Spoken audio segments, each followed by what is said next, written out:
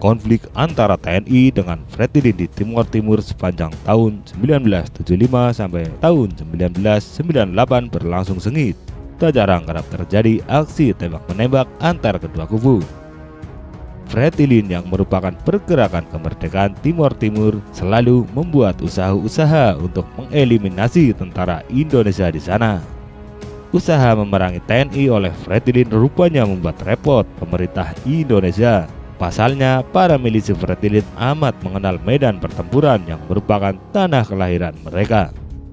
Tak jarang milisi Fretilin berkali-kali melakukan penyergapan, pencegatan, serta penghadangan kepada para prajurit TNI. Hal ini mengakibatkan jatuhnya korban di pihak TNI dengan jumlah tak sedikit. Aksi Fretilin ini sangat merepotkan serta dan mendapat perhatian serius dari markas besar ABRI kala itu. Tak mau berlarut-larut, pada tahun 1987 sampai 1991, Prabowo Subianto yang kala itu menjabat sebagai Komandan Batalion Linut Kostrad 328 berhasil menjadikan para prajurit batalionnya amat terlatih. Para personel Linut Kostrad 328 diberikan materi pasukan pemburu sebagai tambahan kualifikasi keterampilan prajurit. Gara-gara hal tersebut, maka Linut Kostrad 328 pimpinan Prabowo sering mendapat penugasan di Timor Timur untuk bertempur melawan Fretilin. Ketika Prabowo menjabat sebagai Komandan Jenderal Kopassus, berangkat dari pengalaman itu, maka ia memiliki inisiatif untuk membentuk sebuah Satgas Darat Raja Wali yang kemudian populer dipanggil Kompi Pemburu.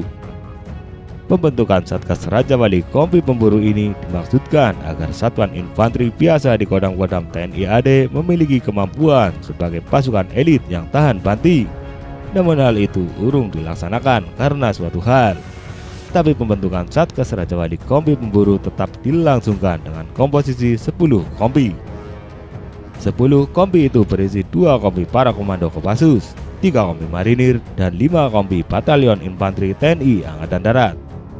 Pelatihan kemudian dilaksanakan di Pusat Pendidikan Pasukan Khusus Batu Jajar, Jawa Barat selama 3 bulan. Calon-calon prajurit pemburu ini dilatih dengan kualifikasi penjejakan, patroli jarak jauh, pertempuran hutan gunung, penyergapan, penghadangan, serangan bivak, hingga kemampuan serangan mobile udara.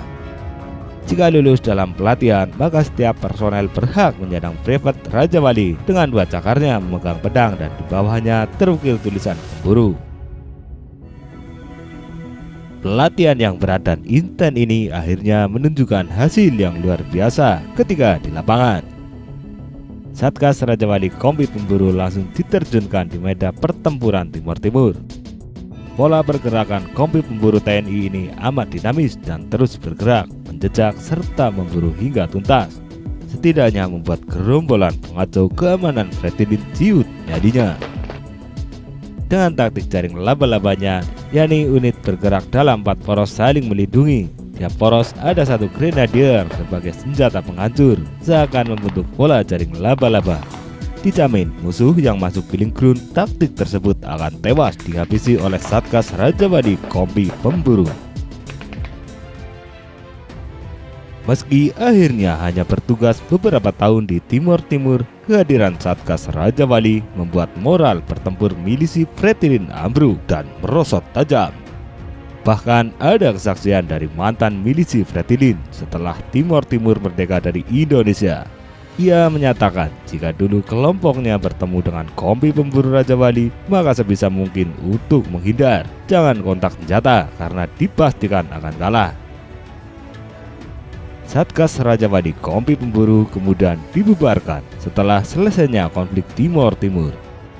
Tapi saat daerah operasi militer Aceh melawan Gerakan Aceh Merdeka, Satgas Raja Wali kembali diaktifkan.